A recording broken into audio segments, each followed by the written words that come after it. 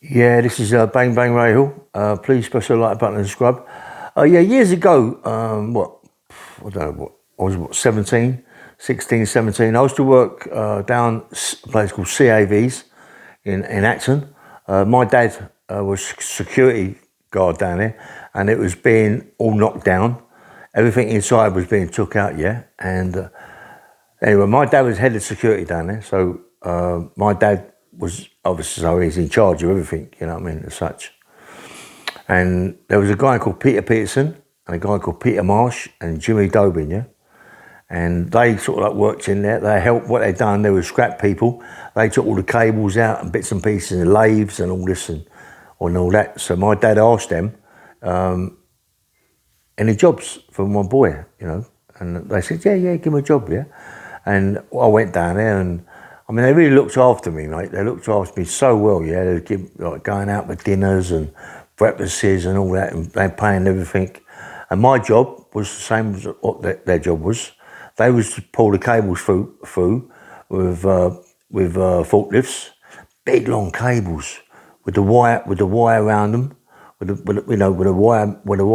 wire around them, then the lead, and then the copper. You know, copper strips, so I think about 3 or 4 strips in them with paper, and thick, mate, lots of money, yeah. They was getting loads out there, loads. And, you know, I used to do the same thing. I was cut it in half and do the lead and this, that and the other, open it up, smash it and pull the paper off and get big bits of copper go through your hand and all that sort of thing, you know what I mean? But I loved the job. They really looked after me, give me good money, yeah. But they was nicking most of the cable. And being my dad was like big security guard there, and they look after my dad for turning electric things off, electric cables off, so they could pull them out for the thing. It was going on for ages. It was going on for weeks and weeks and weeks where they'd be pulling this cable through, you know, and getting good money. And now and again, they was picking up big machines that are all out of it and stripping off, undoing this, taking that off and selling it, big lumps of metal, yeah, copper and brass and all that. The job, I really liked the job. Anyway, my dad, I'd gone in there with my dad and Peterson, no, not Peterson, Marsh he come in by himself. Peterson and Dobin hadn't come in. Marsh come in by himself, and he said, look, the others ain't going to come in today. I've just come in to have a look round, to have a look what cables we can pull out, yeah? What cables we can pull and this, that and the other. So, okay, I'm with him. I'm walking around looking at the cables and he's saying to me, God, look at the size of that cable, right? A massive, massive cable, honestly, it was real. I mean, what that comes to was a fortune, yeah? He went, go and get your dad. So I went and got my dad, and he talked to my dad, Marshall was talking to my dad, and he said, look, can you turn it off? My dad said, no, I can't turn it off today. No, I can't do it, you know. He said, look, Jimmy's not here. Jimmy's in charge, Pete. Jimmy's in charge. I can't turn it off. I wouldn't be I couldn't face him in the morning. And not only that, he said, I can't turn it off because you've got a few gunners walking about looking at the machines what are left in the holes and all this, that and the other, yeah. He went, I'll turn it off, Bob. That's my dad's name, Bob. He said, turn it off, Bob. My dad said, look, I can't do it, you know. I cannot do it. He said, not only for these the people that are walking about, he said, I might be get away with it, but it's Jimmy, you know, Jimmy Tobin. He said, I don't want Tobin. He said, I don't want to do it. I said, because I don't want to go behind his back, you know, give my boy a job. No, I don't want to do it. So then he started digging my dad out, you know what I mean? Really digging my dad out, Marshy. I went, hold up, that's my dad. You know, my dad's like an old man, you know what I mean? Security officer. Yeah, leave him alone, mate. He said, listen, hey, right, mind your own business, shut your mouth, you. I went, it isn't about shut my mouth, Peter. It's about, that's my dad. Come on, listen, you can't do it, it's my dad. Let's wait till the morning when Jimmy comes and my dad will turn it off. When Jim's here, he'll turn it off. He went, listen, you tell your dad, right, now, to turn it off. I said, you fucking tell him. He just told you he ain't going to do it. So he walks back to the office when my dad's in there. He said, come out here, I want to talk to you, Bob. My dad's in there with 2 other security guys. He said, come out here. He's walking with my dad. I'm walking behind. I can hear him having a go at my dad, really popping my dad off. Yeah? He says, you make sure that this cable gets turned off. I'm telling you, you're one of them pits. They had these big pits, yeah, where they've been taking big big machines out, yeah? And these pits are about 20 foot deep, and they got about 2 inches, 3 inches of water in the bottom of it, and they can't get out of it. Once you get in it, you can't get out of it. They got to pull you out of it, yeah? So I said, no, you leave my dad alone. And he's digging my dad out, yeah? Kept digging my dad out. I said, listen, you, Marshy. I said, the last time you shot at my dad, right? I said, next time, I can help me and you have a row. He said, do what? He said, I said, me and you have a row. And I'm 18, 19 stone. I'm coming out my YP. I'm really, really fit, yeah? He's 18 stone, 19 stone. Powerful. A right bad man, yeah? A right bad person. I'll tell you a little story I'll tell you this, what happened, yeah? He had a big blue Westminster, yeah? Austin Westminster. I might have said this before, I don't know, anyway. And he had a blue Austin Westminster, and him and Peterson used to go down Duquesne Road to Ladbroke Grove.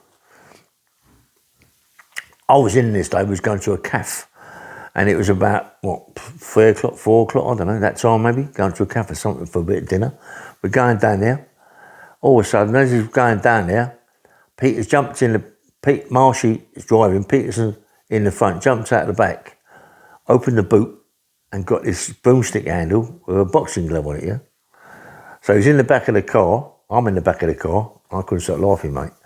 There's a screw from the push bike. As he's gone by him, he's gone, bang! He's hit the screw with the boxing glove, screw's gone flying, got his shirt, they shot off. I mean, there wasn't many cars, there was cars, but anyway, they shot off, gone. And I thought to myself, imagine getting nicked for that, you'd be in trouble with going back to the scrubs and get killed. Anyway, I was laughing, it was so funny. But anyway, let's go back to this, yeah? So Marshy's saying to me, look, you little freaking this and you little that, you know what I mean? Don't be telling me what I can and can't do. Shut your mouth, yeah? I said, listen, about my shut my mouth. I said, don't you be telling my dad, right, this and that, frightening my dad. My dad was about, 10 stone? Do you know, weak man, frail man. You know what I mean? He ain't gonna be, you know, no matter what, he can't do it. You know, I mean, if he could do it, he'd have done it. And he ain't gonna do it behind Jim's back, the governor who's doing it. He ain't gonna do it. So Peter Marshy gets a few bob, you know what I mean? So Marshy's saying, look, I'm telling you, right, to my dad, if you don't do this, I swear to God, I'll smash you to pieces. With that, mate, with that. I fucking hit him so hard with an hammer. Honestly, I mean, do you know, like, I couldn't help it. I hit him hard with this hammer, this £7, what's it called, about £7, £40, I don't know, what hammers do we do the cables with, yeah? Club hammer. I smashed him with his club hammer, mate, so hard on the back. I'll tell you what, I heard his spine go like that. I hit it so hard, mate. I'm telling you. I smashed him again right on his arse, around his arse area, yeah? And around the top of his legs, just kept smashing it. And my dad said, leave off. You're killing me, you know what I mean? Leave off. And I wouldn't have pushed him in one of them big holes, you know, with the water and all that. Fuck it, you know. Who do you think he's talking to? You're my dad. And my dad said, you better get out of here. My dad called an ambulance, yeah, said he fell, you know what I mean, and they took him away. And the next day, my dad said to me, right, make sure you're not around the house. So I had to go to my Aunt Nell's house, yeah, in East Acton and plot up there. In the morning, Marshy's in hospital, he's in a bad way, yeah, down his back and everything. So Peterson and Jimmy Dobin go to work, and my dad's telling them what happened. He said, you know, this is what happened, and blah, blah, blah. They said, where's Ray now? He said, look, I can't tell you that. He said, it's my boy, you know what I mean? He said, listen, let me see him, yeah? So my dad got on the push bike, drove to my Aunt Nell's, said, come on, we'll go back. Jim wants to see you with Peter. And goes in the thing. I thought I was going to get killed. I thought he was going to put me in a pit, one of them big pits, yeah? And people in Ladbroke Grove, who live in Ladbroke Grove, would know Peterson, Marsh, and Dobin, know him. If John Allen's alive, if what's the name was Barry Murphy, there's a few other people who know them people, yeah. Whether or not they're still there, I don't know, yeah. But anyway, they left it. They said, look, as far as we're concerned, you're in order what he's done, right? He's in hospital. He's not critically in a bad way, but he's in a bad way, yeah. He's done his spine, you know. They reckon he'd be in a wheelchair for a few weeks, yeah. He's done his spine in. and you smashed his legs. You really done his legs no favours, mate. He said, if I was you, I'll disappear. He said, you can't work here no more, you've lost your job.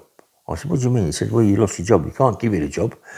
You lost the job, mate. It's finished. My dad said, well, yeah, it wasn't his fault. He said, look, you can't work here, Bob. You can't work with us now after that, you know what I mean? So I had to go, and I disappeared.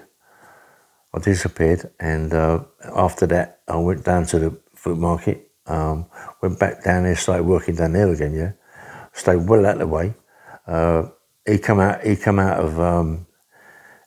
of hospital, didn't go back down the scrap pit with that lot to do the cables. He got a job with my best pal, Danny Williams, on the wood yard, in this wood yard, yeah. And what happened, let me tell you a long story what happened. He was getting hold of the, what's it called, bird? One of the birds that do all the books and all that game, yeah. He was getting hold of her, and he tried to get hold of her to nick money from Danny. And Danny cottoned on to what was going on. The accountant, that's it. Danny cottoned on to what was going on, and said he was going to do this and do this. And Danny's coming back down the Western Avenue, and fucking Marcy shot him, and it went straight through the windscreen, yeah, and just missed Danny, yeah. He tried to kill Danny, and then he went missing, and I don't know what's ever happened to him. No one knows where he went or what happened, but he just disappeared. He just disappeared, mate, off the face of the earth. You know what I mean? He just went. I don't know what happened. Anyway, this is Bang Bang Rail. Please press the like button and subscribe. And anyway, what can I say? I mean, you know, but Danny, my mate Danny Williams was my best pal, mate, my best mate, you know, and Danny gave him a job, you know what I mean? And he tried to fuck my Danny anyway. Anyway, this is Bang Bang Rail. Please press the like button and subscribe, and take care, yeah, nice one.